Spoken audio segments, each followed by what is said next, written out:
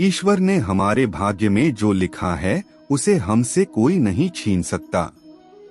लेकिन अगर हमें अपने ईश्वर पर सच्चा भरोसा है तो हमें वो भी मिल सकता है जो हमारे भाग्य में नहीं लिखा होता। इंसान का मुश्किल वक्त उसके लिए एक दर्पण की तरह होता है जो हमारी क्षमताओं का दर्शन हमें करवाता है।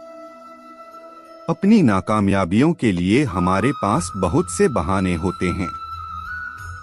हम अपने माता पिता, परिवार और अपने आसपास के माहौल को भी दोष देने लगते हैं। ये बात अलग है कि हम जहां पैदा हुए, हमारे माता पिता, उनके बीच के रिश्ते और हमारी आर्थिक स्थिति का हम पर और हमें मिलने वाले मौकों पर असर पड़ता है। पर जन्म से ही सब कुछ तय नहीं होता। ऐसा नहीं होता कि आप बिना रुकावट के सफलता की सीढ़ियां चढ़ते लगते हैं।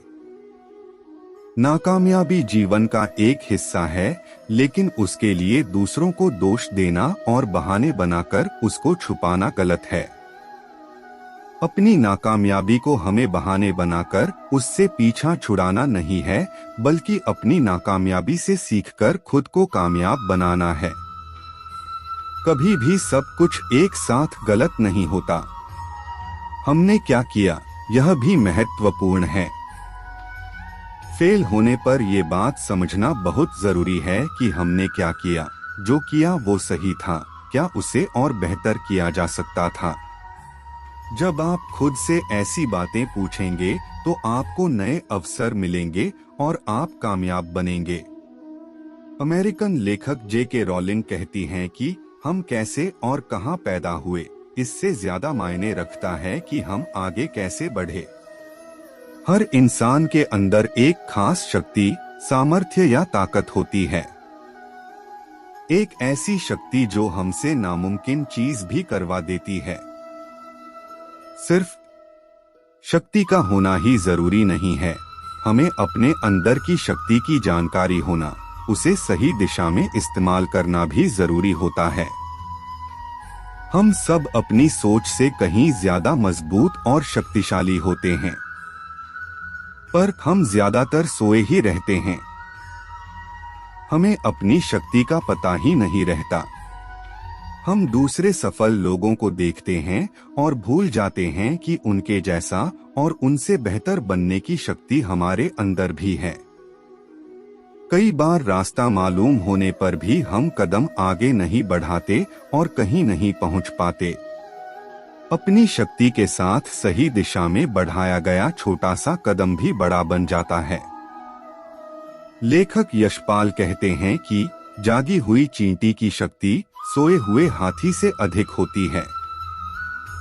खुशियों की तलाश में हम इधर से उधर भागते रहते हैं। खुशियों की तलाश में हम कभी लोगों का पीछा करते हैं तो फिर कभी चीजों का। हमारी पसंद नापसंद, लालच और कई सुविधाओं की चाह भी हमारे खुशियों के रास्ते में आते रहती है और हम टेढ़े-मेढ़े रास्तों पर दौड़ते रहते हैं। हमें लगता है कि सुख, सुविधा और धन का होना ही खुशियां हैं। हम अपनी खुशी अपने अंदर नहीं बल्कि बाहर उन चीजों और लोगों में ढूंढते हैं जो सिर्फ 2 पल की खुशियां देकर गायब हो जाते हैं। पैसे और सुख सुविधाओं के साथ आप खुश हो सकते हो, लेकिन आप लंबे समय तक खुश रह नहीं सकते। खुश रहने के लिए आपको सरल और साधारण होना पड़ेगा।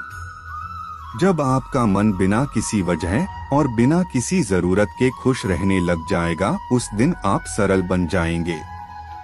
रविंद्रनाथ टैगोर ने कहा है, खुश होना सरल है, सरल होना मुश्किल है।